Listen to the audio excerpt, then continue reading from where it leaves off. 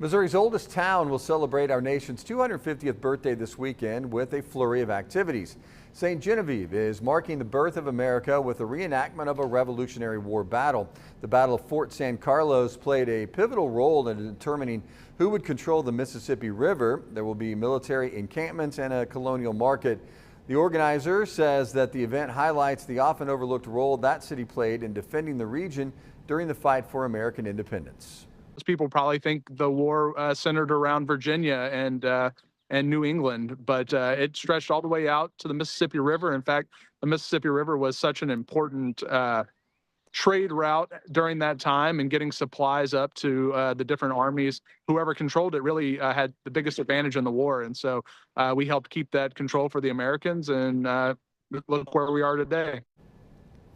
That celebration starts at 10 o'clock tomorrow morning. It includes a ball tomorrow night and ends with a fireworks show.